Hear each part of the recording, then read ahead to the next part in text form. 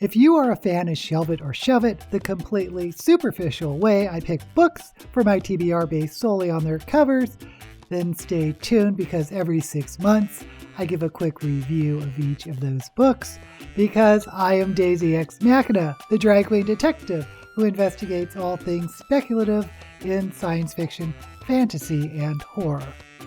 Now, I don't really give star ratings, I just tell you whether I recommend a book or not. So that means I either bless a book or I zap the book.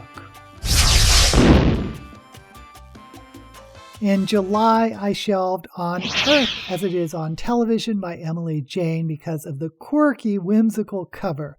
This is a debut science fiction novel, and I'm always excited to read debuts because I love finding new authors, and this one did not disappoint. In fact, I included it in my top 10 of 2023. It's contemporary sci-fi about first contact when alien spaceships start appearing over major cities, so it opens kind of like Independence Day. Of course, people freak out. And we see what's happening through the eyes of several POV characters. One is a man who is thoroughly confused when the spaceships first arrive because his wife suddenly packs up the family and goes on a crazy road trip.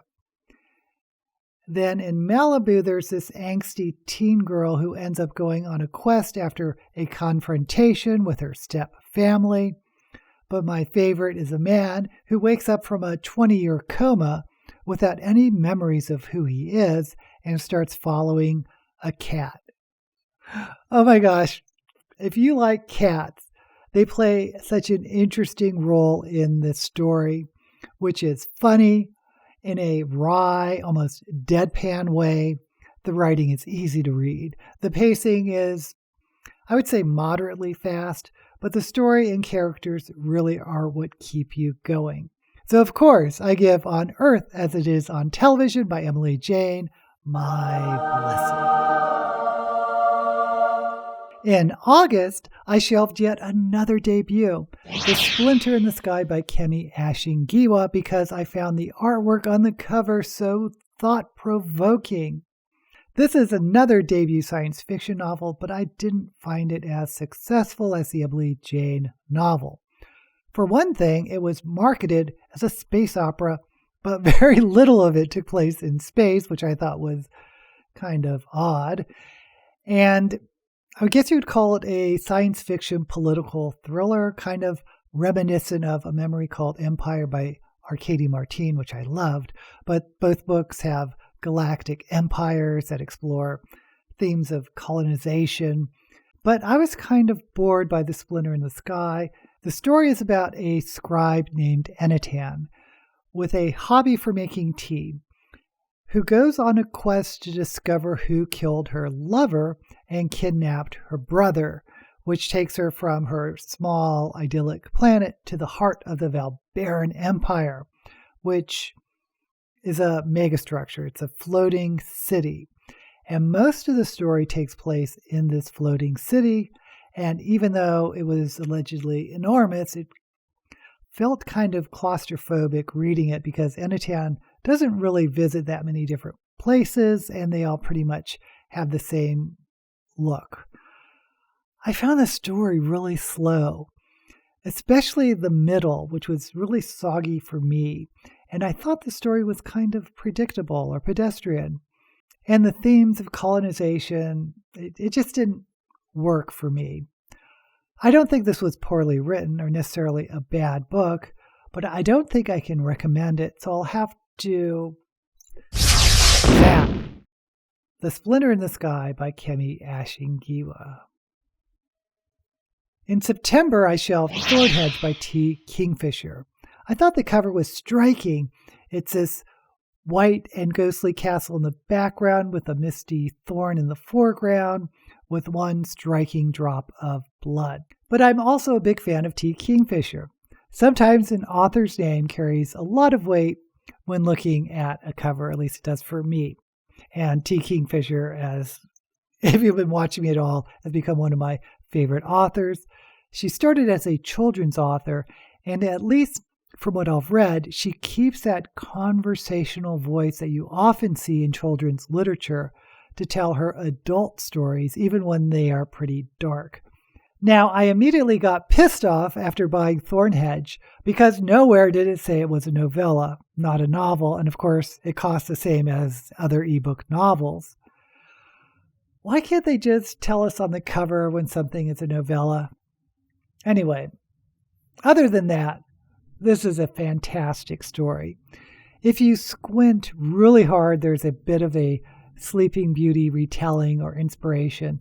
But our protagonist is a woman named Toadling, who is this little swamp fairy who once was human and is now in charge of making sure no one breaks the curse of magic vines that wrap around this tower. It is funny, heartwarming, character-driven. Everything I've come to love is on display here from T. Kingfisher. So, of course, Thornhedge by T. Kingfisher gets my blessing. In October, I shelved Starter Villain by John Scalzi because look at the cover. Look at it. It looks like a ridiculous Photoshop of a cat in a suit, and I absolutely fell in love with this cover. And yeah, I'm also a cat person, so that may have had something to do with it. John Scalzi is known for his humorous books, and this one is about a guy named Charlie who is a down-and-out substitute teacher living with a cat, and that's important, obviously, who inherits his uncle's business. He thought he inherited his uncle's parking garage empire, but it turns out his uncle was a supervillain, and now other supervillains are circling the business that he just inherited. Oh, getting back to cats. The cats are genetically modified, super intelligent cats who are kind of middle management in this supervillain corporation that he inherited. I like this novel a lot more than the Kaiju Preservation Society because I thought the humor and the whimsical story really matched together, which wasn't the case, at least for me, for the Kaiju Preservation Society. Starter Villain by John Scalzi gets my blessing. In November, I shelved the Jinn-Bot of Shantiport by Samit Basu.